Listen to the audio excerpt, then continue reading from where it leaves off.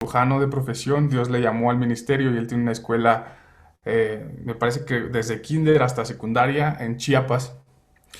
Pero algo bien interesante, es un hombre ya muy mayor y una vez vino aquí a la iglesia a visitarnos, y nos contó una historia. ¿Cuántos han escuchado de que en China y en todas estas regiones existían, o existen, más bien todavía existen, las iglesias, se me fue el nombre, subterráneas, las iglesias subterráneas? ¿Habían escuchado de eso? ¿Algunos? No, la verdad, yo lo que he escuchado es que te matan por llevar una Biblia. Ujú, exacto. Bueno, existe algo que se llama las iglesias subterráneas. ¿Y qué es esto? Es un movimiento de iglesias y les llama. Y yo cuando yo escuché eso hace muchos años, muchos años, y yo me imaginaba que en las iglesias subterráneas era de que estaban literal bajo la tierra para esconderse. Y el señor Lee nos vino a aclarar que las iglesias subterráneas no están bajo la tierra, sino que les dicen subterráneas porque ellos no trabajan públicamente para nada. Y te voy a contar esta historia porque cuando él nos la contó con lágrimas en los ojos. Y yo cuando me la contó, yo quedé súper impactado en mi espíritu. Entonces él nos contaba que las iglesias subterráneas, te decía, son un movimiento, pero no están subterráneas, sino que son iglesias en casa. Pero estas iglesias no pueden tener más de 5 miembros. ¿Por qué? Porque si alguien ve que se reúnen más de 5 personas en una casa, en estos lugares que están bajo dictaduras, levantan sospechas y, como decía Juan, o los pueden matar o los pueden encarcelar. Entonces, ¿qué hacen? Se reúnen de a 5 personas y a estas personas les ponen un pastor. Y un pastor, él nos contaba, puede tener de 50 a 200 iglesias. O sea, iglesias, estoy hablando de 3 a 5 personas. Y aquí te viene lo interesante. Eh, el señor Lee nos contaba que ellos no tienen un sermón porque el pastor tiene que visitar 50 iglesias a 200. O sea, imagínate. Entonces, cada domingo el pastor tiene que visitar una iglesia, una iglesia, una iglesia, una iglesia. Ahora, un año tiene 54 fines de semana aproximadamente, ¿no? Entonces, imagínate que o sea, para el pastor poder visitar, un pastor que lleve 50 iglesias, para poder volver a visitar a la primera, pasó un año completo. Imagínate. ¿Esto qué pasa? Que el pastor lleva una porción. Aparte, esto es otra cosa. Los pastores, cuando los nombran pastores, es porque ya se aprendieron de memoria toda la palabra de Dios. Porque ellos no pueden llevar Biblia. Y te lo estoy diciendo de alguien que vivió la iglesia subterránea. El señor Lee no me contó una historia que escuchó, él la vivió antes de venirse a México. Entonces, imagínate, aquí estoy viendo a Yunuen. Si quisiéramos nombrar a Yunuen pastora de una iglesia subterránea, ella tendría que tener en su mente toda la Biblia de memoria. Entonces Yunuen ya tiene sus 50 iglesias y a una iglesia le da un sermón de su mente, y el único alimento de la palabra que esta iglesia va a tener es el sermón que Yunuen les dio por un año. Y se aferran a eso. Y pasa el año y la iglesia sigue viva. Y él me decía, bueno, nos decía al equipo con lágrimas en los ojos, y uno que está de este lado, en el occidente, la tiene en 1000 versiones, en 1000 formas, en el celular, y no la leemos. Y no nos aprendemos ni Juan 3:16.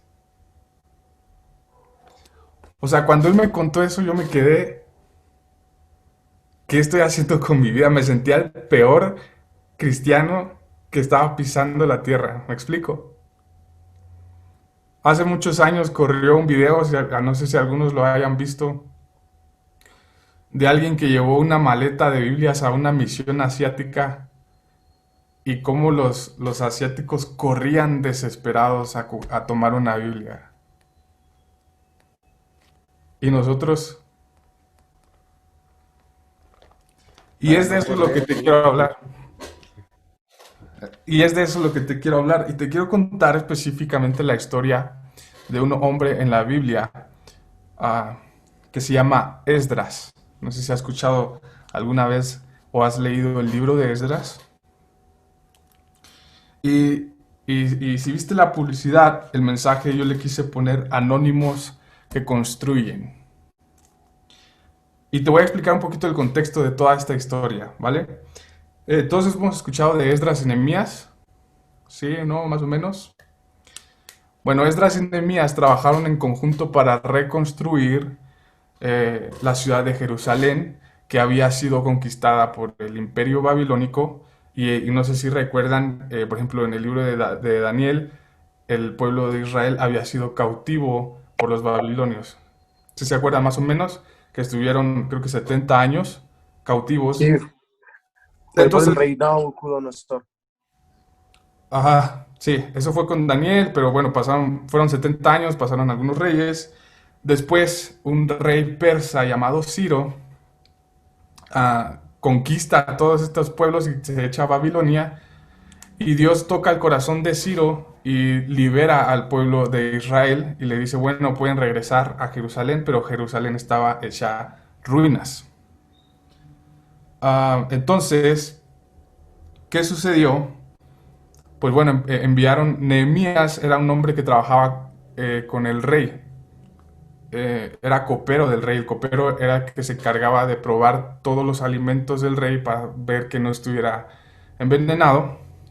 Entonces Nehemías era de toda la confianza del rey.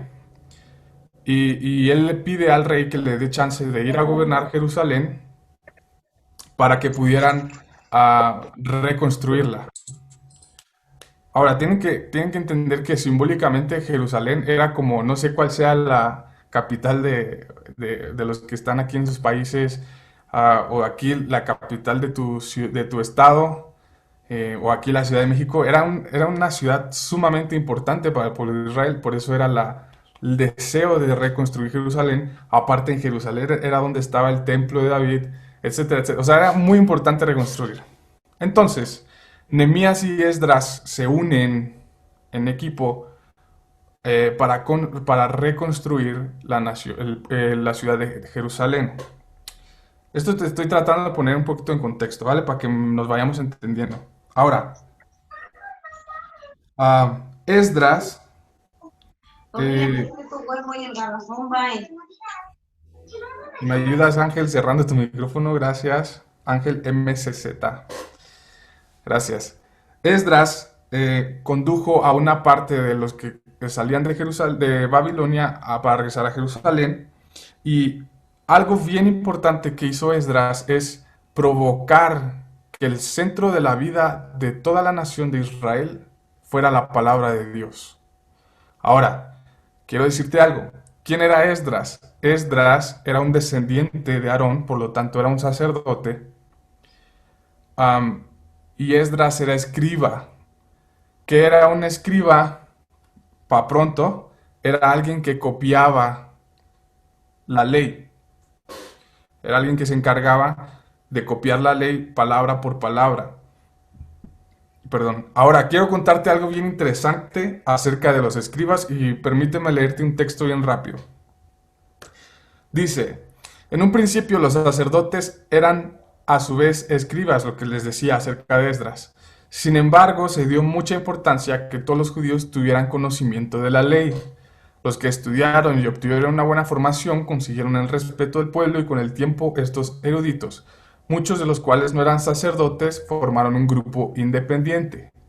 Por ello, en el tiempo de Jesús la palabra escribas designaba a una clase de hombres a quienes se había instruido en la ley. Es lo que hoy se dice en teólogos, ¿no? Estos hicieron del estudio sistemático y de la explicación de la ley su ocupación, eran maestros de la palabra. Se les contaba entre los maestros de la ley o los versados en ella. Por lo general pertenecían a la secta religiosa de los fariseos. Todos hemos escuchado a los fariseos. Pues este grupo reconocía que las interpretaciones o tradiciones de los escribas, que con el transcurso del tiempo habían llegado a ser un laberinto desconcertante de reglas minuciosas y técnicas, La expresión escribas de los fariseos aparece muchas veces en la palabra. Este hecho puede indicar que algunos, esto no importa tanto. La gente respetaba y los llamaba rabí. Ah, aquí, dice, en los días del sacerdote Esdras se empezó a reconocer a los escribas como un grupo diferenciado. Estos eran copistas de las escrituras hebreas, muy cuidadosos en su trabajo y les aterraban los errores. Con el transcurso del tiempo se hicieron extremadamente meticulosos hasta el grado de que no solo contaban las palabras copiadas, o sea, contaban cada palabra, sino que contaban incluso las letras. El hebreo se escribió solo con consonantes hasta varios siglos después de Cristo, y omitir o añadir una sola letra hubiera cambiado con facilidad una palabra en otra. O sea, estos escribas en la época de Esdras eran gente que cuidaban demasiado cómo copiaban la ley. Ah, si se detectaba el más mínimo error, por ejemplo, que una sola letra estuviera mal escrita, toda aquella sección del rollo se rechazaba porque no era apta para la sinagoga. Si se acuerdan, pues antes se escribían en rollos y así era como, ¿no se acuerdan cuando en la historia con Jesús, él decía que Jesús leía los rollos de donde estaban las profecías de Isaías, donde estaban las profecías de Elías, etcétera, de Jeremías, porque se escribían en rollos? Esto lo hemos visto, algunos hasta le han hecho cartitas al novio, a la novia con estos rollos, ¿no? Así era la vida antes, así se llevaban los escritos antes. Y dice, toda aquella sección, o sea, si tú ya habías acabado y ponías mal una letra, todo el rollo que escribiste se tiraba a la basura porque no era apto para la sinagoga. Dicha sección se eliminaba y reemplazaba por otra nueva en la que no hubiese errores. Antes de escribir una palabra la leían en voz alta. Se dice que los escribas religiosos limpiaban con gran meticulosidad su pluma antes de escribir la palabra Elohim. Elohim o Adonai es Dios. ¿Ok? Luego cuenta que ya después se fueron ahí como alterando estos vatos y como que después ya le echaron la flojera, ya les daba flojera tirar todo el rollo, entonces la palabra que habían escrito mal, pues decía, pues no afecta tanto, bueno, ya eso es otra historia. Pero me quería quedar con esto. En la época de Esdras eran tan meticulosos que no se permitían ningún error en cuanto a la palabra, en cuanto a la ley. Y que cuando venía la palabra Dios, o Elohim, o Adonai, ellos paraban, limpiaban su pluma, la volvían a remojar y escribían Elohim, paraban, limpiaban su pluma y después seguían escribiendo. Tanta era la reverencia que había hacia Dios que no se permitían mezclar la tinta con la que habían escrito las demás palabras para escribir la palabra Elohim. Entonces, regresamos a la historia. El pueblo de Dios está regresando a Jerusalén y Esdras provocó que el libro de la ley se convirtiera en el centro de toda la vida de este pueblo. Y aquí quiero irme directo a la palabra, entonces si ahí tienes tu Biblia, miren, yo no sé si todos son como yo siempre escribo en papel, no me gusta escribir en mi celular, pero si estás tomando nota también, te invito a anotar Esdras capítulo 7 y vamos a leer del 6 al 10. Y déjenme lo leo, yo lo voy a leer en la versión Nueva Traducción Viviente. Esdras 7. 10. 7, 6 al 10. Perfecto. Entonces, lo leo bien rápido. Este Esdras era un escriba muy instruido en la ley de Moisés, la cual el Señor, Dios de Israel, había dado al pueblo de Israel. Él subió de Babilonia a Jerusalén y el rey le dio todo lo que pidió, porque la bondadosa mano del Señor su Dios estaba sobre él. Piensa esto que te estoy diciendo, medítalo, porque la mano bondadosa de Dios estaba sobre él. Algunos del pueblo de Israel, junto con varios sacerdotes, levitas, cantores, porteros y sirvientes del templo, viajaron con él en el 7º año del reinado de Artajerjes, que también se llama Ciro. Esdras llegó a Jerusalén en agosto de ese año. Fíjate, cuando yo lo estaba leyendo, hoy es, am, hoy es 4 de agosto. Y escucha lo que te voy a leer. Esdras llegó a Jerusalén en agosto de ese año. Había hecho arreglos para partir de Babilonia el 8 de abril, el primer día del nuevo año, y llegó a Jerusalén el 4 de agosto. A mí me impresionó mucho cuando lo leí. Fue así como, ¿what? El 4 de agosto de ese año. Pues la bondadosa mano de Dios estaba sobre él. Segunda vez que dice esto. Dice, así fue porque Esdras había decidido estudiar y obedecer la ley del Señor y enseñar sus decretos y ordenanzas al pueblo de Israel. Y quiero puntualizar algunas cosas bien importantes acerca de la vida de Esdras. Lo primero es que lo encontramos en el versículo 6. Este Esdras era un escriba muy instruido en la ley de Moisés. Yo quiero preguntarte, ahora la ley de Moisés en ese tiempo era el único recurso que había de la voz de Dios. Hoy tenemos toda la Biblia. Pero quiero preguntarte, ¿qué tan instruido estás en la palabra de Dios? Bueno, a ver, de vez en cuando, a ver, depende, claro. Antiguo o Nuevo Testamento. La Biblia es la Biblia completa de principio a fin. A ver, me leí San Mateo, San Marcos, y ahora estoy en San Lucas, Muy bien. y me leí San Juan en la Biblia católica, gracias a Dios he salido de ahí, y me he leído Apocalipsis. Pues vas bien, vas bien. Muy bien. Gracias, Juan. Continúo. Am, Déjenme revisar en dónde estoy. Eh, ok. Aquí, mismo versículo 6, dice más adelante, y el rey le dio todo lo que pidió. Ahora, el rey era un rey que había conquistado al pueblo que había conquistado a Israel. O sea, Artajerjes, a.k.a. Ciro, en otras traducciones lo llama Ciro, el rey persa, el imperio persa en esa época era el imperio más fregón que existía sobre la faz oriental, supongo, no sé si en el occidente, pero en toda esa sección el imperio persa era el más poderoso que existía. Hagan de cuenta Rusia ahorita o China, que son potencias impresionantes. En esa época el imperio persa. Y dice, y el rey le dio todo lo que pidió, pero aquí está el secreto de por qué el rey le dio todo lo que pidió. Porque la bondadosa mano del Señor, su Dios, estaba sobre de él. Y aquí quiero contarte algo. Yo creo que la bondadosa mano de Dios estaba sobre Esdras, porque él era alguien que procuraba estar con Dios, porque él era alguien que procuraba estar lleno de la palabra de Dios. Entonces, la influencia que tú quieres, que tú buscas sobre cualquier tema, no estoy hablando de ser youtuber o ser ahorita TikToker o lo que sea que busques, pero a lo mejor tú estás buscando un poco de influencia en tus amigos, a lo mejor tú estás buscando un poco de influencia en tu casa, en tu grupo de jóvenes, pero esa influencia no te la da nadie más que la mano bondadosa de Dios. Pero Dios no va a poner su mano bondadosa sobre nadie que no desee saber quién es Él. ¿Y cómo sabemos quién es Él? Pues a través de la palabra.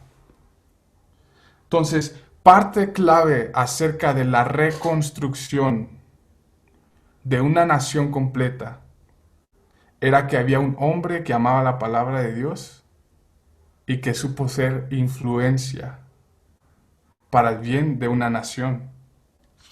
Entonces, la mano de Dios se manifiesta en nuestras vidas cuando amamos su palabra. Y quiero leerte ahora el versículo 9, porque dice, había hecho arreglos para partir de Babilonia el 8 de abril, ¿verdad? Y llegó a Jerusalén el 4 de agosto. Eso quiere decir que de abril hasta agosto se tardaron en llegar a Jerusalén. y llegaron bien, llegaron con éxito. Pero aquí la Biblia vuelve a decirlo, pues, cuando usa este pues, está siendo condicionado. El hecho de que hayan llegado con éxito, pues la mano bondadosa de su Dios estaba sobre él. Así que el deseo que tú tienes de llegar hacia una meta, hacia cumplir un propósito, no está en tus capacidades, no está ni siquiera en tu disciplina, que sí ayuda a todo esto, no está en tus deseos de hacerlo, que es bueno que tengas los deseos de hacerlo, pero está en que la mano bondadosa de Dios esté sobre ti. Am, y el versículo 10 dice, pues la bondadosa mano de su Dios está sobre él. Y así fue, aquí está el secreto, la bondadosa mano de Dios estaba sobre de él porque Esdras había decidido, ahí en tu boca, decidido estudiar y obedecer. Este es el secreto. Estudiar y obedecer la ley del Señor. Entonces, aquí está el fundamento de por qué la mano bondadosa de Dios estaba sobre Esdras. Porque él era un hombre decidido a estudiar la palabra y a obedecerla. Ahora, ¿cuánto se les hace bien difícil, la neta, leer la Biblia? Yo levanto mi mano. Yo, Muy bien. Gracias por sus honestidades. Gracias por su honestidad. Muy bien. yo, Pero aquí hay algo bien interesante. La Biblia no dice que a Esdras se le facilitaba orar la palabra, leer la palabra, estudiar la palabra, obedecerla. La Biblia no dice, pues para Esdras era bien fácil porque era sacerdote y pues él estaba ungido para que pudiera obedecer. No, dice, así fue porque Esdras había decidido. Es como cuando te levantas y tienes frío y no te quieres bañar, pero tienes que ir a la escuela o tienes que ir a trabajar y dices, pues ya me decido y me baño, ¿no? Entonces, pues no quieres, no tienes ganas de bañarte, es un ejemplo bien tonto, porque a lo mejor sí les gusta bañarse, ¿no? Eh, pero todo está en una decisión. Así que no mistifiques el deseo no esperes a que venga un ángel y te diga aquí en el oído, lee la palabra. Y ya de repente te van a dar muchas ganas y te vas a leer este Génesis, todo el Pentateuco de una sola sentada. No, es una lucha en tu mente, en tu corazón, te da sueño. Eh, no me acuerdo, la otra vez alguien me contó aquí en la iglesia que leía la palabra para dormirse, imagínense. Pero él había decidido estudiar, pero para mí lo más importante es lo siguiente, él había decidido obedecer. Y eso para mí todavía es más difícil que leer la palabra. Mucho más difícil obedecer que leer la palabra. De por sí es difícil leer la palabra.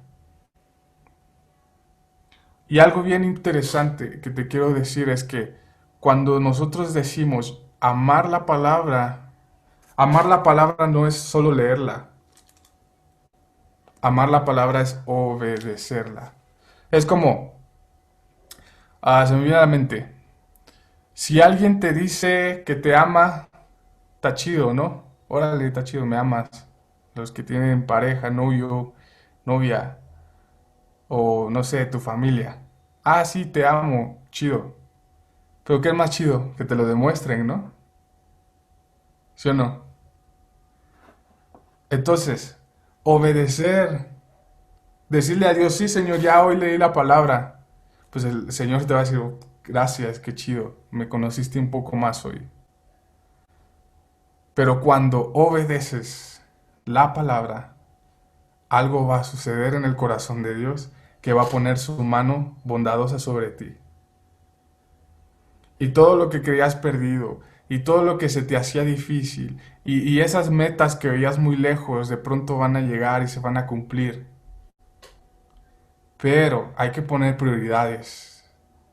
Es amar y obedecer, estudiar y obedecer la palabra de Dios.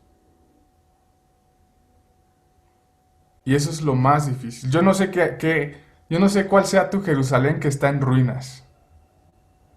A lo mejor inclusive puede ser tu relación con Dios que está en ruinas en estos momentos.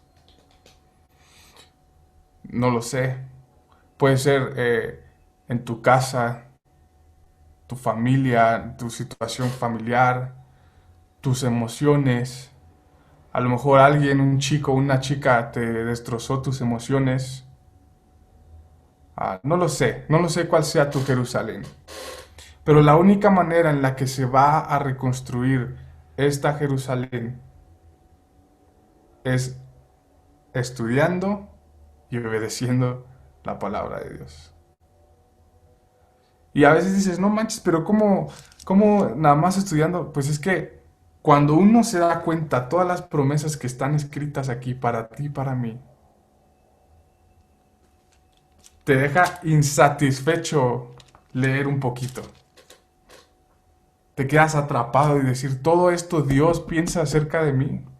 Todo esto Dios desea darme. Ahora, algo bien interesante es que cuando Nehemías y Esdras empezaron la obra de reconstrucción de la nación, ellos se murieron y no vieron reconstruida la nación. Pero después sí fue reconstruida. Pero ¿qué les dio valor para hacerlo? La palabra de Dios. Y quiero leerte, vámonos adelantito, Nehemías, capítulo 4, versículos 1 al 9. Y quiero contarte algo bien interesante. Cuando tú leas todo el libro de Nehemías, es un libro muy cortito, tú jamás vas a encontrar un milagro de Dios. Nunca.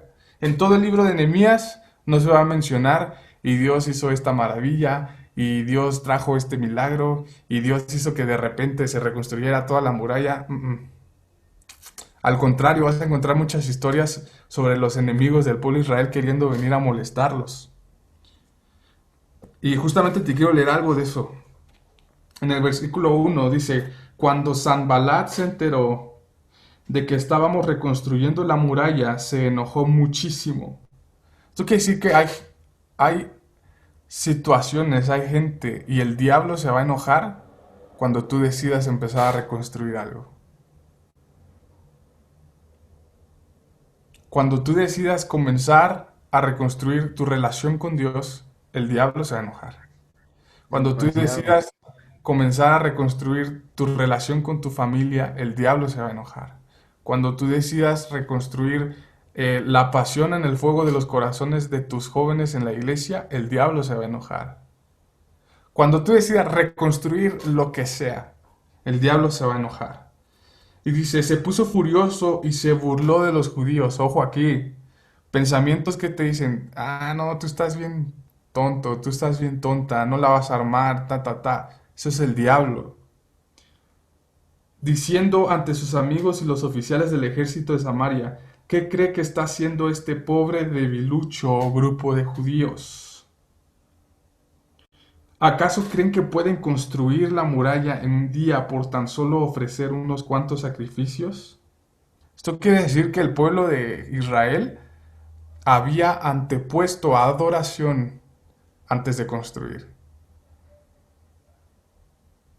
Entonces, a lo mejor tú has decidido o has intentado reconstruir algo, pero no has puesto adoración delante de Dios antes. Y eso quiere decir que no estás sumando a Dios dentro de lo que tú quieres hacer. Pero bueno, continúo. ¿Realmente creen que pueden hacer algo con piedras rescatadas de un montón de escombros y para colmo piedras calcinadas? Tobías el amonita que estaba a su lado comentó, esa muralla se vendría abajo si tan siquiera un zorro caminara sobre ella. Entonces oré, escúchanos Dios nuestro, porque se burlan de nosotros, que sus burlas recaigan sobre sus propias cabezas y que ellos mismos sean llevados cautivos a una tierra extraña. No pases por alto su culpa, no borres sus pecados, porque han provocado tu enojo delante de los que construyen la muralla. Por fin se completó la muralla alrededor de toda la ciudad hasta la mitad de su altura, porque el pueblo había trabajado con entusiasmo. Sin embargo, cuando Sanballat, Tobías, los árabes, los amonitas y los asdodeos se enteraron de que la obra progresaba y que se estaba reparando las brechas en la muralla de Jerusalén, se enfurecieron. Todos hicieron planes para venir y luchar contra Jerusalén y causar confusión entre nosotros. Así que oramos a nuestro Dios y pusimos guardias en la ciudad de día y de noche para protegernos. Y aquí quiero contarte algo. Estamos viendo la historia, si me han seguido, y gracias por la atención. Sé que es un poquito difícil poner atención en una pantalla, pero si vamos siguiendo la historia, estamos hablando de la reconstrucción de una nación, de una ciudad. Pero yo encontré 3 factores que ayudaron a reconstruir la ciudad. Y es el amor por la palabra, orar y actuar. Te las repito. Amor por la palabra, oración y acción, actuar. Estudiando un poquito esta historia me encontré estos 3 factores. Ya si quieres tú luego leer, pero vamos a encontrar que cada cierto tiempo el pueblo se detenía de armar de construir la muralla solamente para escuchar la palabra de Dios. Se detenían y Esdras se paraba y les comenzaba a leer los escritos, les comenzaba a leer los rollos. Y la Biblia dice que la gente, el pueblo lloraba de escuchar la palabra de Dios. Eso quiere decir que había un deseo de amar la palabra de Dios en este pueblo. Y leemos que Nehemías oró antes de continuar, pero dice que no dejaron de actuar. Y a lo mejor también tú te quedas en la oración y dices, Señor, ¿por qué no me ha pasado esto? ¿Por qué esto sigue así? ¿Por qué sigo pecando sobre esto? ¿Por qué sigo fallando en esto? ¿Por qué no he construido esto? Y sí tiene su lugar la oración, pero también necesitas actuar. Para reconstruir lo que sea que el enemigo te haya tirado, necesitas amar la palabra, orar, pero necesitas actuar. Y en el versículo Actuar, 17, lo siento que te interrumpa. sí, Actuar también se puedes ayunar, ¿no? Por decirlo así. Claro. sí, aunque yo hablaría un poquito más acerca de acciones específicas. Un ejemplo, Mm. ah, tú quieres restaurar tu relación con Dios, pero no le dedicas ni 2 minutos a conciencia para sentarte y leer una porción de la palabra y orar y adorar, y pues así nunca vas a reconstruir nada. Hombre, ya, sí. ¿Me explico? A lo Sí, o mejor sea, lo que tienes destruido es tu relación familiar, pero nunca has pedido a tus padres que se sienten contigo a comer y a platicar un rato. O a lo mejor estás batallando con luchas sexuales y te metes al baño con el celular, o te quedas hasta la madrugada viendo el celular y sigues a personas que ponen cosas. ¿Sí me explico? A veces sí, mistificamos sí. tanto estas cosas y es tan fácil, tan sencillo como dejarlo a un lado y decir no, y hoy no. Sí, o Estoy sea, poniendo yo, ejemplos sencillos. yo gracias a Dios he superado eso. Qué bueno, yo también. Am, y quiero leerte el versículo 17. Dice, edificaban la muralla y dice, los obreros seguían con el trabajo, sosteniendo con una mano la carga, o sea, con una mano trabajaban y sostenían lo que estaban haciendo, y con otra un arma. En la versión 60 dice, con una continuaban trabajando y con la otra mano sostenían la espada. Y todos hemos escuchado, ¿no? La palabra de Dios es la espada. Entonces, ¿esto qué refiere? Que no podemos dejar, cuando vengan los enemigos, ¿sabes por qué hacían esto? Porque en el momento en el que llegase a venir un enemigo, ellos estaban listos para atacar. No estaban distraídos. Ellos estaban listos. Y en estos momentos, en este contexto ya de nuestra vida, a lo mejor los enemigos no vienen físicamente, sino vienen a tu mente, vienen a tu corazón, vienen a tus pensamientos. ¿Con qué arma piensas que los vas a detener? No, o sea, no, imagínate tú que te llega un pensamiento y tú les dices, ah, váyanse de aquí. Pues te van a decir, órale, gracias, carnal, y te vuelven a decir lo mismo. ¿Sí me explico? Pero ¿cuál es nuestra arma hoy en día? La palabra de Dios. Ahí La está. palabra de Dios. Cuando alguien te quiera decir, tú no vales, ¿qué se te viene a la mente? Isaías 53.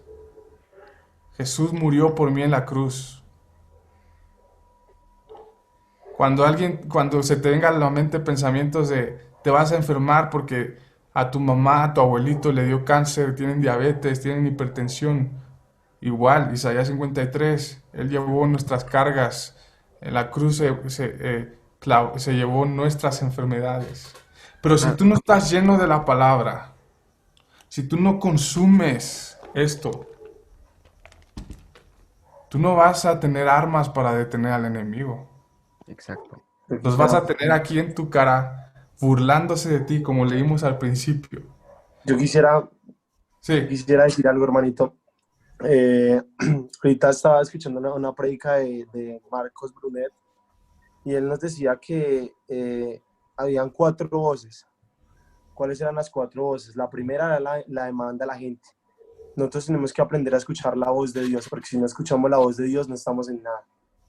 Entonces, ¿qué nos decía él? Él decía que la primera la demanda de la gente. A veces nosotros, como tú decías, algunos quieren ser youtubers, algunos quieren ser tiktokers, algunos quieren ser famosos, pero a veces nosotros como seres humanos nos enfocamos es en la fama, en agarrar lo que la gente nos demanda. O sea, la demanda de la gente es la primera voz, que lo que ellos nos digan, entonces nosotros vamos a hacer y nos apartamos cada vez más, nos apartamos de Dios. La segunda son las voces del enemigo, y comienza el enemigo a contaminar tu mente y la voz de Dios nos escucha. Ya Ujú, comienza como la voz de Dios como que se... La tercera es la conciencia, su subconsciente. Y la ujú, cuarta, que es la más importante, es la voz del Espíritu Santo, que es cuando nos tenemos que apartar de todas estas 3 voces y quedarnos callados y decirle, Señor, ¿qué es lo que tú quieres con nosotros? ¿Qué es lo que tú quieres con nosotros? Enséñanos a agradarte a ti, no agradar a las personas, porque lastimosamente en estos siglos, y hasta a mí a veces me pasa, a veces yo también hago TikToks, Dios me ha bendecido grandemente, pero a veces como que yo antes lo hacía, yo dejé de hacer porque el Señor me dijo, bueno, detente, ¿qué te está pasando? Te estoy bendiciendo, pero tú lo estás haciendo por conseguir likes, por conseguir comentarios. Entonces ahí es cuando nosotros tenemos que detenernos y parar y decirle, Señor, perdónanos y enséñanos a escuchar tu voz, porque si no escuchamos tu voz, no estamos en nada. Quería agregar eso. gracias, sí, muchas gracias. Y complementando, Brandon, gracias. Eh, ¿Tú cómo crees que viene manifiesta la voz de Dios? Cuando, Otra vez por volvemos ejemplo, a la palabra de te Dios. intentan pecar y tú dices no. O sea, mira, hoy justo, para poner de ejemplo, estaba yo con un amigo, ¿no? He ido a evangelizar, que de hecho casi nos pegan y todo. Mm, Es increíble. Yo estaba tan normal, ¿no? Evangelizando y nos dicen que nos vayamos, que somos muy pesados. Y me quedo, bueno, bueno, tranquilo usted. Y mi amigo ahí, yo lleno de ira, y yo en plan, hay que dar ejemplo. Y le separo y me pega un manotazo y me quedo, ¿qué haces? Venga, tira para allá. Entonces, lo que tú tienes que hacer es no escuchar al diablo, porque ese hombre era el diablo, estaba muy lleno de ira. Entonces, para saber la voz del Espíritu Santo es como hacer el bien. Por ejemplo, un amigo tuyo te incita a pecar, ¿vale? Porque este amigo igual vamos por la calle Ahora, lo siento. Ves un coche, ¿no? Y me dice mi amigo, mira, tío, un culo. Y me quedo, cállate ya, si tú quieres pecar allá tú, yo no.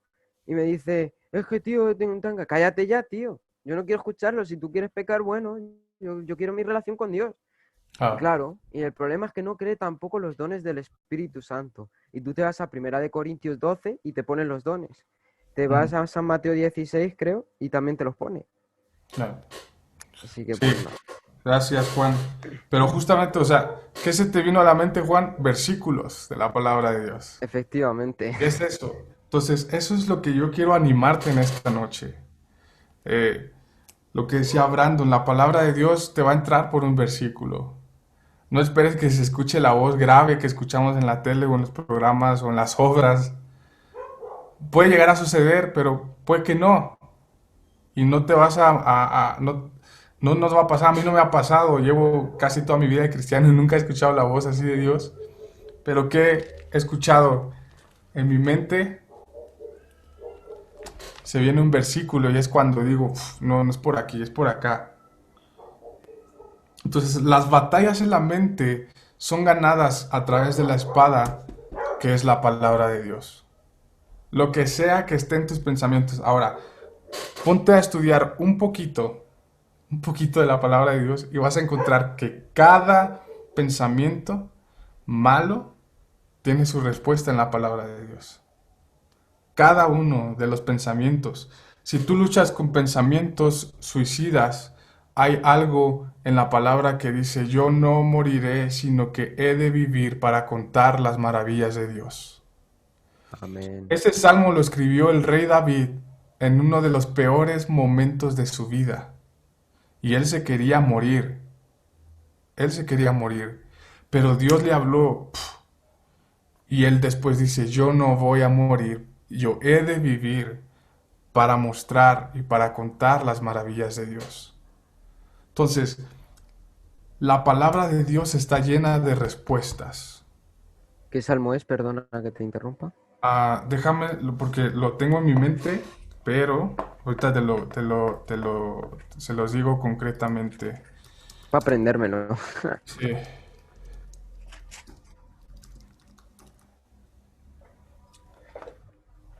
Ay, Salmo señor. 118, 17. Perfecto, muchas gracias. Salmo 118, 17, se los leo textualmente. No moriré, sino que viviré para contar lo que hizo el Señor. Ahora, esto es otro tema. Esdras también era experto en enseñar la palabra de Dios. Tú eres la palabra de Dios para tus amigos. Gente que nunca se va a atrever a leer esto, te va a leer a ti. Y tú tienes que ser de esos que viven para contar lo que hizo el Señor. Ahora quiero leerte el Salmo 119. Todos lo conocemos, es el salmo más largo de los salmos y es el capítulo más largo de toda la Biblia. Pero curiosamente es el salmo que cada versículo habla acerca de amar la palabra de Dios. Salmo 119. Te voy a leer muchas partes, no para que, pero dice, oh cuánto deseo que mis acciones sean un vivo reflejo de tus decretos. Entonces no tendré vergüenza cuando compare mi vida con tus mandatos. ¿Cuánto les ha pasado que leen la Biblia y sienten una vergüenza profunda porque yo no soy así? Pero aquí dice, cuánto deseo que mis acciones sean un vivo reflejo de tus decretos. Entonces no tendré vergüenza cuando me compare con tu palabra.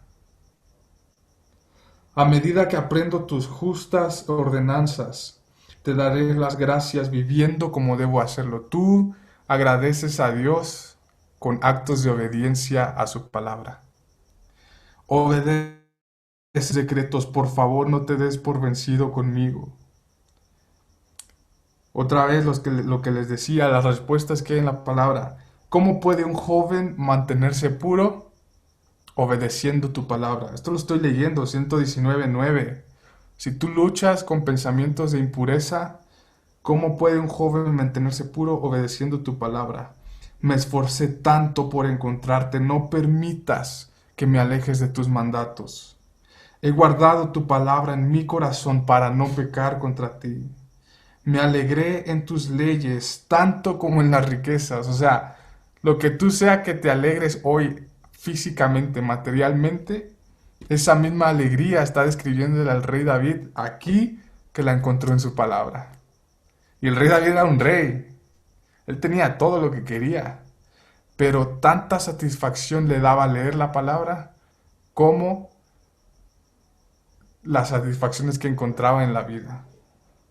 Abre mis ojos para que vea las verdades maravillosas que hay en tus enseñanzas. Hasta los príncipes se sientan y hablan contra mí, pero yo meditaré en tus decretos. Tus leyes me agradan, me dan sabios consejos. He optado por ser fiel, estoy decidido a vivir de acuerdo con tus ordenanzas.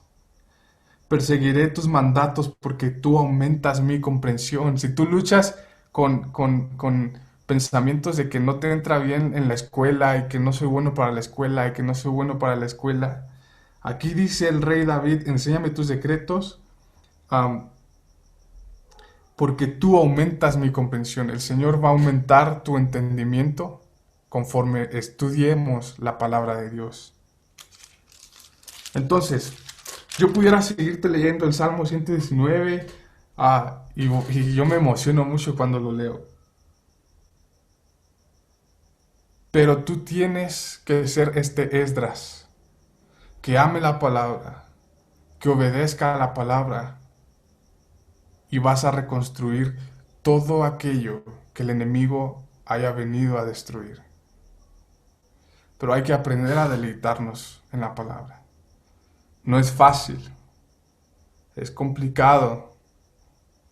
A veces pudiera parecer aburrido, pero lo que les decía, o sea, yo empecé a leer estos salmos y me emocioné. Yo pudiera seguirles leyendo uno por uno los salmos 119 y son como 100 y cacho de versículos. 176 versículos. Y yo los leo y yo me emociono tanto. Pero tú tienes una historia que contar a través de la palabra. Tú tienes un testimonio que contar a través de la palabra. A lo mejor la Jerusalén que tienes que construir ni siquiera es tuya.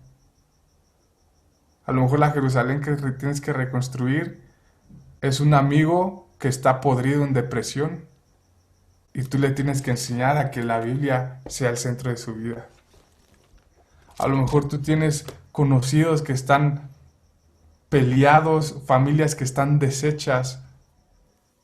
Tienes amigos que luchan con pensamientos suicidas, que tienen en esta temporada ansiedad, que no pueden salir de sus problemas emocionales. Y tú puedes ser el Esdras que también reconstruya sus vidas. Obvio, no estoy hablando que tú lleves el crédito. Es Dios quien lo hace, pero es también Él a través de ti por medio de su palabra. Entonces, chicos, perdónenme si fui un poquito aburrido, leí mucho, pero para mí la palabra de Dios tiene tanto poder que ni siquiera yo necesitaría agregarle nada. Con tan solo haber leído unos tantos versículos, nuestra mente fue abierta, fue expuesta a algo nuevo. Entonces yo los invito, no soy un experto en el tema, lucho todavía, pero amemos la palabra. Y aunque seamos anónimos, como les decía, pero que seamos anónimos que reconstruyen. A lo mejor la gente, tú nunca te vas a parar en un púlpito a contar tu testimonio, pero tú ya reconstruiste algo.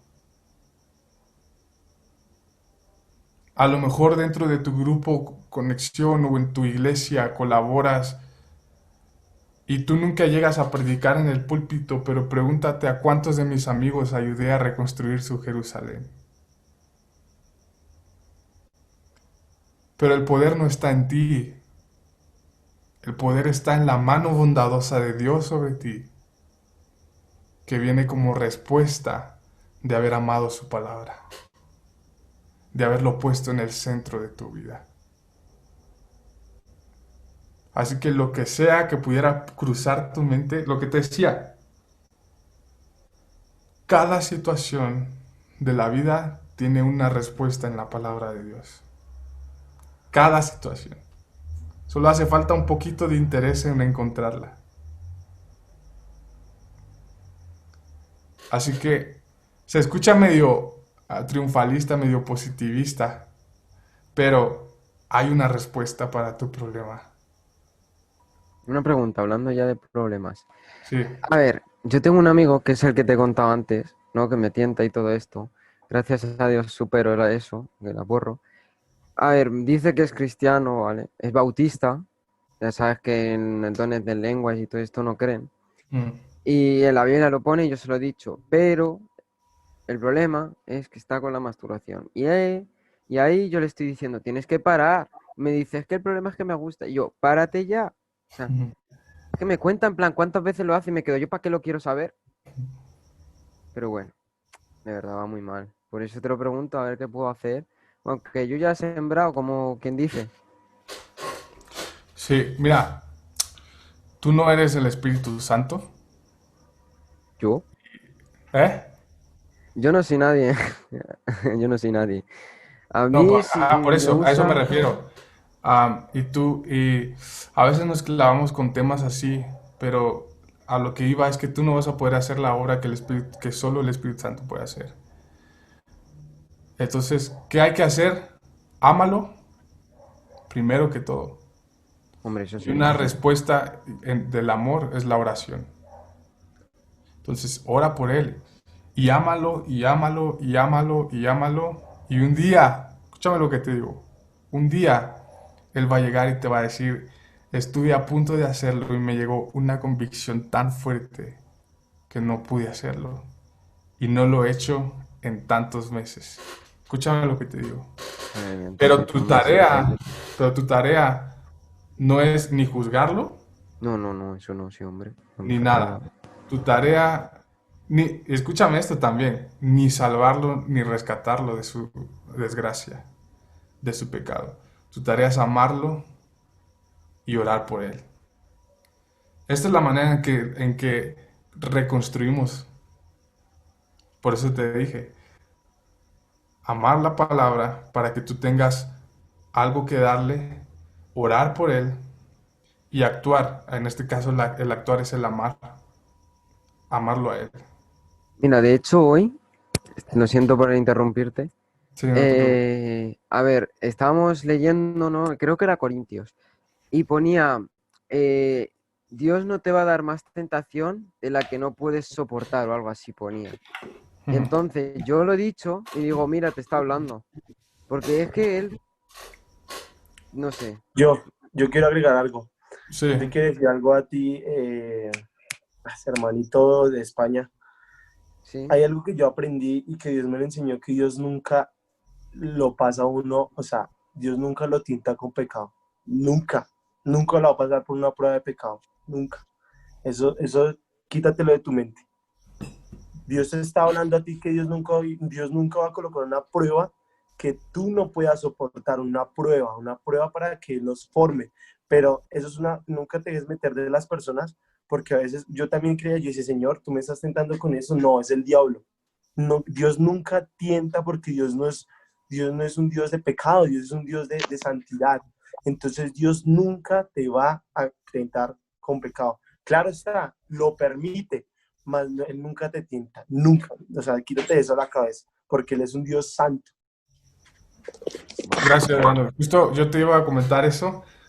El versículo no es Dios da tentación, dice Dios da carga que Eso, me he podamos Yo equivocado, lo soportar. quisiera siento agregar mucho. algo. Sí, Quisiera agregar. permíteme, déjame, termino esto y le das Luis. Dios da carga y la carga es súper diferente a la tentación, como Brandon decía. Inclusive la Biblia dice Dios no tienta, el tentador es Satanás. No recuerdo, no sé si es Santiago, no me acuerdo del versículo, pero específicamente dice la Biblia que Dios no tienta. Eh, y creo que sí es Lo Santiago, siento, pero Jaime, me he equivocado ya.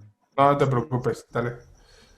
Sí, Sí, pues, la palabra, ¿verdad? Dice que, la verdad no recuerdo muy bien en qué parte de la Biblia está, pero es esa típica palabra que todos decimos, que la tentación que nos llega no es por parte de Dios, hablando independientemente de cosas sexuales y todo eso, sino que son provocados por los deseos de nuestra propia concupiscencia. ujú, Así dice la palabra, ¿verdad? sí, sí. Yo solamente quería agregar eso, ¿verdad?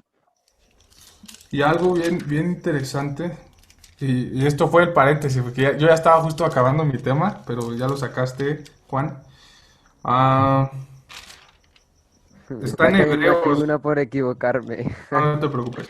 Está en Hebreos, me parece 2 o 3, pero dice que Jesús fue tentado en todo para que pudiésemos nosotros ser fortalecidos con él. Entonces, eh, mira, aquí está. Hebreos, para los que lo quieran anotar, 2:18 dice, debido a que él mismo ha pasado por sufrimientos y pruebas, puede ayudarnos cuando pasamos por pruebas.